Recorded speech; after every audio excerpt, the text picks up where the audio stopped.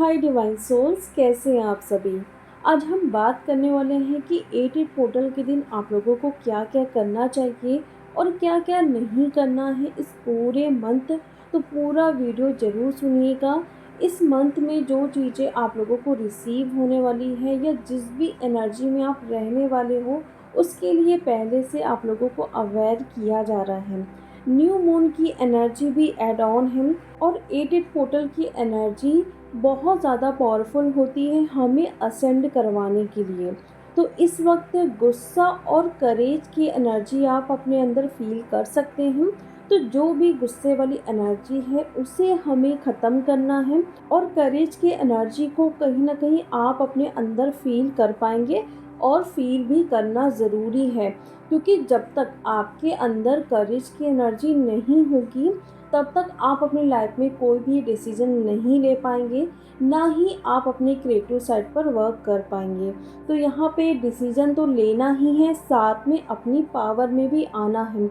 जो भी हम अपने लाइफ में करते हैं या अपने इशू को हील करते हैं, कोई भी ट्रॉमा हो गया, कोई भी वुंड हो गया, जब तक हम एक्शन नहीं लेंगे तब तक कोई इशू हो या कोई पर्सन हो हमारी लाइफ से नहीं जाते हैं। इसीलिए आपको इस टाइम अपनी पावर में आना है। और यहाँ पे ये भी आप देख पा रहे होंगे कि जो आपका फियर का इशू है वो ख़त्म होते हुए यहाँ पे नज़र आ रहा है। जैसे कि आपके अंदर ये फियर है कि अगर मैं ये चीज़ कर रही हूँ तो किसी को बुरा तो नहीं लग जाएगा या फिर कोई बुरा मान जाएगा। तो यहाँ पे अब आपकी ऐसी एनर्जी है कि मुझे जो सही लग रहा है मैं वो करूँगी, वो काम बिल्कुल भी गलत नहीं है, तो मैं इसमें क्यों डरूँ। ऐसी एनर्जी में आप आते हुए दिख रहे हैं और जस्टिस करने वाले हैं आप खुद के साथ। अभी तक खुद को आप पेन देते हुए आए हो, कार्मी की वजह से या डीएम की वजह से सेल्फ लव नहीं कर पा रहे थे। कहीं पर कोई भी कुछ भी आके बोलता था तो उसमें आप कहीं ना कहीं बहुत ज़्यादा इमोशनल हो जाना या फिर बहुत रोना, आपकी पर्जिंग होती थी। वही सारी चीज़ों को लेकर बैठे रहना या फिर रोते रहना। तो वो अब जस्टिस आप खुद के साथ करने वाले हो कि अब बस ख़त्म हो गया। मतलब कोई भी आके मुझे यूज़ नहीं कर सकता या कोई भी आके मुझे रुला नहीं सकता है। आप अपनी पावर में यहाँ पे आने वाले हो। तो यहाँ पे जजमेंट और जस्टिस की भी एनर्जी होने वाली है। जजमेंट मीन्स आपको किसी को जज नहीं करना है। इस टाइम आपको इन सारी बातों का अच्छे से ध्यान रखना है कि कोई भी पर्सन क्यों ना हो, आपको उन्हें जज बिल्कुल भी नहीं करना है और जस्टिस करना है आपको खुद के साथ भी। और अगर ऐसा लग रहा है कि कोई पर्सन है जिसके साथ जस्टिस नहीं हो रहा है, उनके साथ भी आपको जस्टिस करना है, क्योंकि ये जो जजमेंट और जस्टिस की एनर्जी होती है, यही एनर्जी आपको बहुत सारा एबेंडेंस देती है, क्योंकि ये एनर्जी आपको पॉजिटिव वे में आगे बढ़ाती है। जहाँ पे आप किसी को जज नहीं करते हो वहाँ पे खुद के साथ भी आप गलत होने नहीं देते हो। तो इस बातों का आपको बहुत अच्छे से ध्यान रखना है। आपको अपने हार्ट चक्रा को ओपन रखना है। कोई भी ऐसी ग्रजेस वाली चीज़ें अपने हार्ट चक्रा में नहीं रखनी है। अगर कोई चीज़ हो चुका है तो उसको ख़त्म करना है। वो ग्रजेस वाली, वो बर्डन, वो वुंड्स वाली एनर्जी आपको अपने हार्ट सेंटर में बिल्कुल भी नहीं रखना है।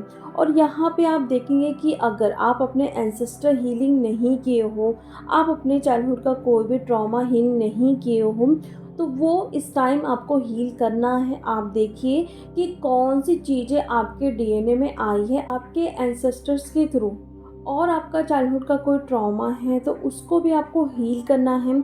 चाइल्डहुड का कोई भी आप मेडिटेशन ले सकते हैं, 21 डेज़ तक करिए और डीएनए हीलिंग ज़रूरी है। और यहाँ पे अगर बहुत सारे डीएफ के डीएनए हील हो रहे हैं तो वो अपने बॉडी में सिमरिंग टाइप का छोटे छोटे जो स्पार्कल होते हैं वो आप अपनी बॉडी में देख सकते हो।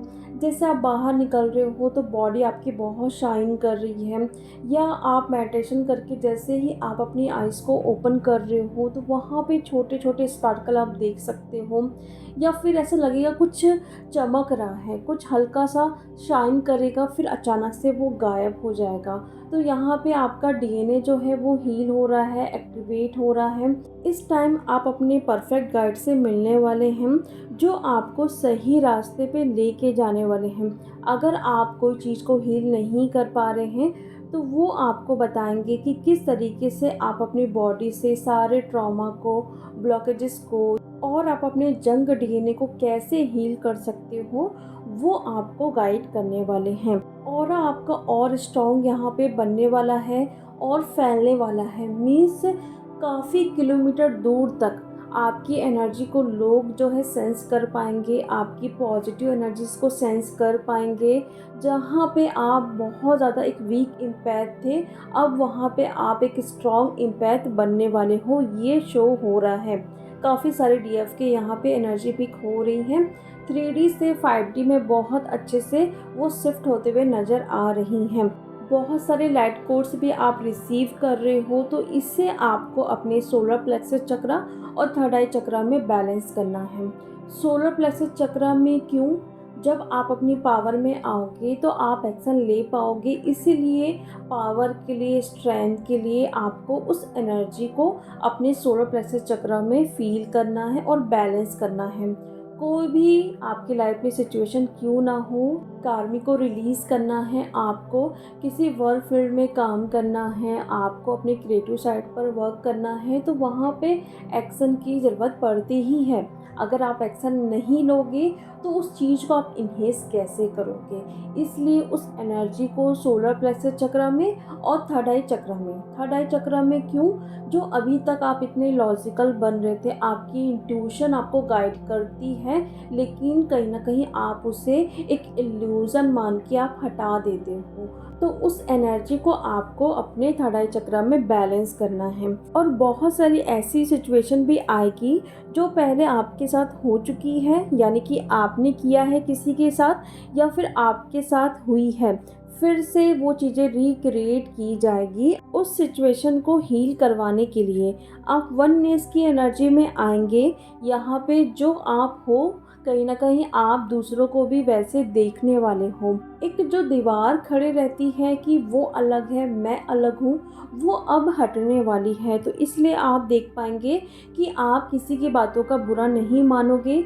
अगर कोई कुछ भी बोल रहा है तो आप तुरंत उसकी बातों को ऐसे ही हटा दोगे, बिल्कुल भी आप माइंड नहीं करने वाले। तो यहाँ पे जस्टिस की एनर्जी में आप अपने साथ बहुत सारी जस्टिस करने वाले हैं।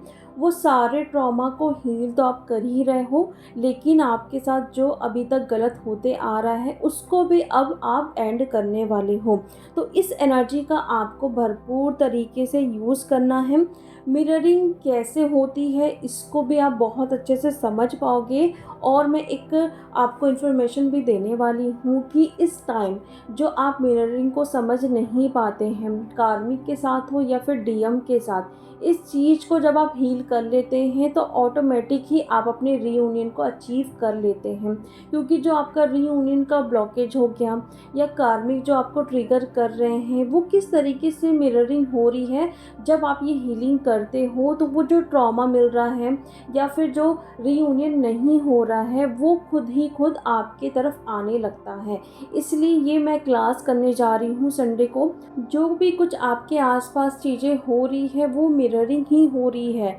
अगर आपके डीएम रन कर रहे हैं तो वो मिररिंग ही हो रही है। अगर कोई कार्मिक आके ट्रिगर कर रहा है तो वो भी एक मिररिंग ही है। आपको इस चीज़ को समझना है। और आपके पास्ट लाइफ के जो भी इशू हैं वो हील होने वाले हैं, आपके डीएनए हील होंगे, अच्छे गुरु आपको प्राप्त होंगे जो आपको सही राह दिखाएंगे और दूसरों के लिए आपकी राय भी चेंज होने वाली है। बिल्कुल भी हेट की एनर्जी में आप नहीं रहने वाले हो। सबके लिए आप एक अनकंडीशनल लव की एनर्जी फील करोगे। आप खुद देख पा रहे होंगे अपनी एनर्जी में, किसी को भी आप हेट नहीं कर रहे हो। अगर आपके माइंड में किसी के लिए कोई थॉट्स भी आ रहा है तो सडन उसको आप पॉजिटिव एफर्मेशन में बोलकर चेंज कर रहे हो, या तुरंत आपको ख्याल आ रहा है कि मैं ये जो बोल रही हूँ या सोच रही हूँ उससे मेरे एक कर्मा क्रिएट हो रहे हैं, तो तुरंत आप अपने माइंड को डाइवर्ट कर रहे हो। बिल्कुल भी आप किसी को हेट कर ही नहीं रहे हो। तो ये 88 पोर्टल की एनर्जी है जो आपको रिसीव हो रही है। अगर आप इस एनर्जी में नहीं हैं, मीन्स अभी तक आप 3D से बाहर नहीं निकले हैं, और जो डीएफ ये फील कर रही है, मीन्स आप 5D में एंटर कर चुके हैं। और उस दिन आपको क्या करना है, स्पेशली मैं अगर बात करूं तो देखो, जब सुबह के 8:08 होते हैं, उस टाइम आपको सारा काम छोड़ छाड़ के शांत एक जगह चूज़ करनी है, जहाँ पे आपको कम से कम 20 से 25 मिनट तक कोई भी डिस्टर्ब ना करे। पहले तो आपको एक पेन और कॉपी लेना है, हो सके तो ग्रीन आप स्केच पेन या फिर पेन ले सकते हैं। और जब 8:05-6 होते हैं तो आपको थोड़ा सा इनहेल एक्सेल करना है, अपनी सांसों को थोड़ा देखना है कि किस तरीके से आप सांस ले रहे हैं और सांस छोड़ रहे हैं। जब आप बिल्कुल शांत हो जाएंगे, उसके बाद आप लिखना स्टार्ट करें। जो भी आपको अपनी लाइफ में चाहिए, प्रेजेंट टेंस में लिखना है कि वो सब कुछ आपको मिल चुका है, थैंक यू यूनिवर्स। उसके बाद आपको तुरंत मेडिटेशन करना है। सेम चीज़ें जो भी आपने लिखी है, आपको वहाँ पे विजुलाइज करना है कि वो सारी चीज़ें आपको मिल चुकी है। यानी कि आपने पहले लिखा, उसके बाद आपने मेडिटेशन किया, होने के बाद फिर थैंक यू बोलिए यूनिवर्स को, फिर अपना आप सारा काम करने लग जाइए। फिर नाइट में जब 8 बजते हैं तो सेम प्रोसेस आपको नाइट में भी करना है। इनहेल एक्सेल करना है। फिर से एक कॉपी और पेन लीजिए और उस पर आप लिखिए जो भी विश आपको चाहिए। प्रेजेंट टेंस में लिखना है उसको फील के साथ, है ना, कि ये चीज़ मुझे मिल गई है, जॉब मिल गई है, मेरा रीयूनियन हो गया है मेरे डीएम के साथ। उसके बाद आपको मेडिटेशन करना है और सेम चीज़ें आपको विजुलाइज करनी है। और जो पेपर में आपने लिखा है अपनी विश को प्रेजेंट टेंस में, उसको पूरे मंथ आपको नाइट में सोते वक्त रीड करना है, फीलिंग के साथ और इमेजिन करते हुए। और ये फिर आप अपने आने वाले न्यू मून या फुल मून में उसको बर्न करिए, इस इंटेंशन के साथ कि वो सब कुछ आपके लाइफ में आ चुका है। तो ये करिए, बहुत एक पावरफुल टेक्निक है। आप अपने विश को फुलफ़िल कर सकते हैं उस दिन। तो पूरे मंथ आपको पहले तो पॉजिटिव रहना है, हाई वाइब्रेशन में रहना है, सबसे अनकंडीशनल लव करना है, किसी को जज नहीं करना है, खुद के साथ जस्टिस करना है और अपने हार्ट चक्रा को ओपन करना है। और सबसे इम्पॉर्टेंट बात, मिररिंग को समझना है, क्योंकि जो आप सामने की तरफ देख रहे हैं, ज़रूरी नहीं कि सब कुछ उसी की गलती हो, कुछ ना कुछ चीज़ें आपके अंदर से भी वहाँ जा रही है, इसलिए सामने वाला पर्सन इस तरीके से बिहेव कर रहा है। आई होप आप लोगों को क्लियर हुआ होगा कि क्या क्या चीज़ें आप लोगों को करनी है और क्या क्या चीज़ें नहीं करनी है। तो चलिए डीएफ, अब हम मिलते हैं नेक्स्ट वीडियो में। Thank you so much.